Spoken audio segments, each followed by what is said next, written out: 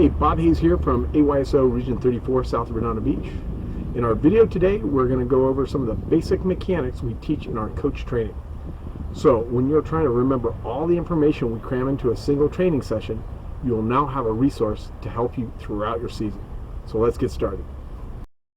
In this video, we are following pretty closely with the AYSO 10U coach curriculum, but the fundamentals apply to all ages. We are going to talk about first touch and ball control, mechanics for kicking and passing, some basic keeper techniques, a couple of drills to get you started, and finally, a few elements that make for quality coaching. The first thing I do is to get players in pairs passing to each other so I can see them receiving the ball.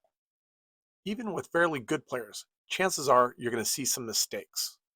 Two main things to watch for are receiving the ball with the foot coming forward and locking the ankle with the toe pointed down. The idea is to cushion the ball, and to help illustrate this, I tell a player to imagine that the ball was an egg and to catch it with their hands. They will instinctively bring their extended hands toward their body to cushion the ball. I then demonstrate the exact opposite and ask what would happen to the egg, which everybody knows would break. Next, I demonstrate the maneuver with the foot. Have them balance on one foot with the leg forward and retract as the ball comes in. This is the start of their first touch development. And make sure the ankle is locked with the heel down and the toe up, which is a far more forgiving way to receive the ball. Another thing to watch for is players trying to trap the ball with the bottom of their foot. This method requires a player to be stationary and often leads to a miss. Have your players work in pairs, passing back and forth, and control the ball to improve their first touch. This is something every player should do every time they are on a soccer field.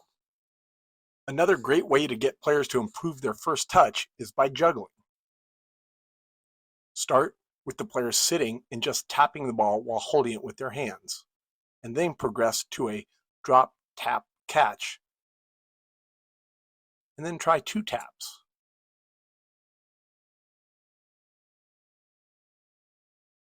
Next, try it while standing up, both with feet and thighs.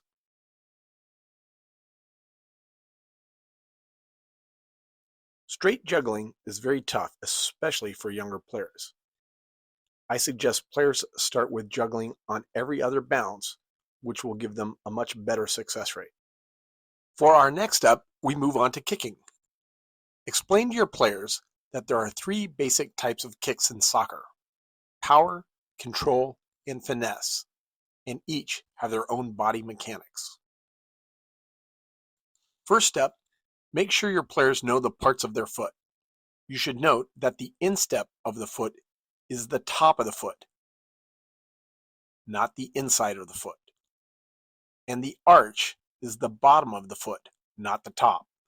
Have your players point to their insteps and to their inside, outside, and bottom of their feet. In soccer, there are 3 basic reasons we strike the ball: to shoot, to pass, or to clear the ball. No matter how or why a player is striking the ball, the process starts with a run-up, so we'll focus first on the plant foot. Demonstrate to your players a proper run-up where your plant foot is aligned with the ball, and have them perform it a few times without kicking the ball. If you ever see a missed kick, note where the player's plant foot was. A bad kick usually starts with a bad plant foot. In this case, the plant foot is too far behind the ball. The player will have to compensate by overbending, which makes it very difficult for the instep to make contact with the ball, so we lose power. In this case, the plant foot is too far forward, which will cause the kicking foot to drive the ball downward and prevent a clean strike. So, watch for proper plant foot placement, which will allow for the instep to make solid contact with the ball. Once they have mastered the plant foot, the kick will flow naturally. For power striking, we lock the ankle with our toes extended. The orientation of the plant leg knee will determine the path of the kick. Players can try planting their foot with their knee aimed to the side, and the direction of the kick should follow innately. For a controlled push pass, there is very little run-up. Have them stand one step behind the ball, plant their foot, and rotate their kicking leg 90 degrees out, bend it slightly at the knee with a locked ankle, and connect with the ball with the inside of their foot. The ball should not be coming off the ground. The third type of ball strike is a finesse pass where we want some height to the ball and perhaps some backspin. Players may choose to use this when they want to lob the ball over their opponents, like at an offside trap, but want to reduce the power so it does not go straight to the keeper. For a lob pass, the run-up is very similar to an instep kick, except the ankle is bent and locked so the foot gets underneath the ball. The result will be a ball with backspin, which will have height but less distance. When you see your players sending through balls that go straight to the keeper, that tells you it's time to start working on lob passing. Next up is some basic keeper mechanics. We start with showing players how to hold their hands. Keepers should form a W with their thumbs close together. Start by gently tossing shots to the keeper and then aim to the sides and work up to more difficult balls throughout the session. Players should avoid alligator hands where they're trying to cup the ball from top and bottom. For shots at or below the waist, the keeper should scoop the ball with their hands and clutch the ball close to their body. Next, roll some in on the ground. The keeper should form a sideways drop with a straight back and a knee slightly off the ground, but in the path of the ball. They should scoop the ball against their body. They should avoid bending over, which leaves them susceptible to shots going through their legs. Now that our players have a basic grasp on body mechanics and ball interaction, it is time to move on to our first team drills. We will cover two basic drills that should be introduced in your first couple of practice sessions. First up is a positioning drill where players simply walk through formations and responsibilities. By their first game, players should understand the difference between attacking and defending and the various positions. Have the players set up in whatever standard formation you plan to use, in this case a 3-2-2, and have them walk through their responsibilities and priorities. Explain the three basic positions: defender, midfielder, attacker. Have additional players or coaches act as opponents and have one stand next to the ball. You should introduce them to their defensive priorities: ball, opponent, territory. I would start by asking this player if there is a ball in her territory. Obviously yes, so what is her priority? The ball. Next, I would ask this player if there is a ball in her territory. Then, is there an opponent in her territory? If so, what is her priority? For this player with no ball and no opponent, I ask what her priority is. I may prompt her with, if you have no ball or opponent, what's left? Territory.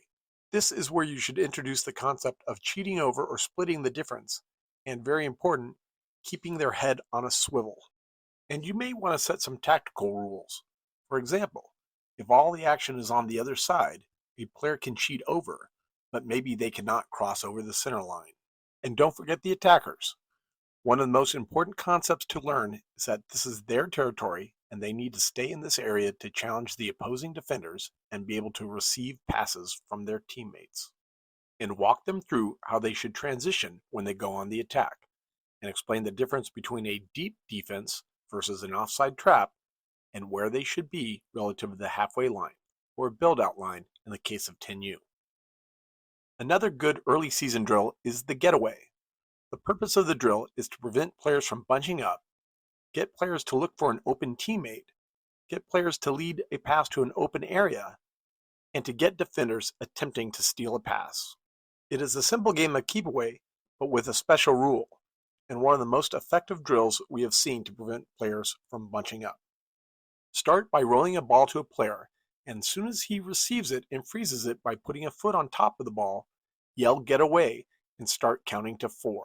While you're counting, all players need to move away from the ball and stop when you get to 4 and yell "freeze." With all players frozen, the player attempts to pass to a teammate.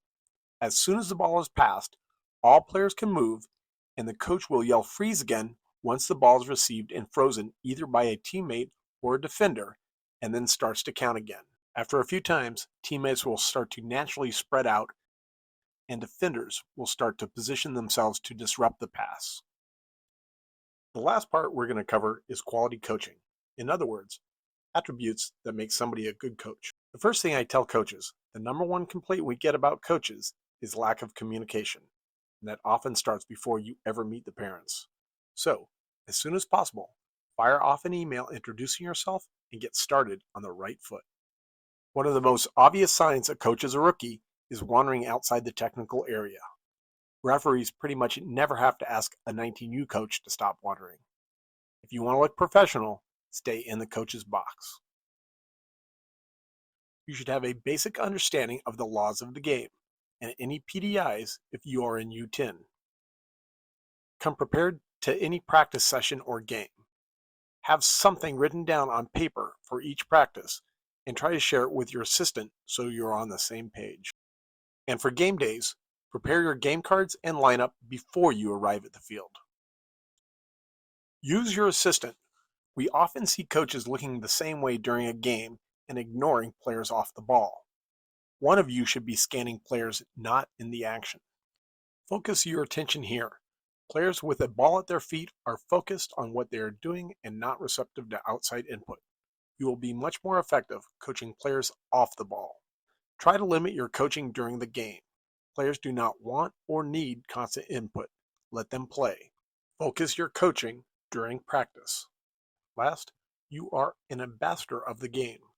Do not show dissent to referees. Do not let your team run up the score. And make sportsmanship a priority for your players and your parents. Thanks for watching. Look for our next videos where we do a deeper dive into the elements of coaching.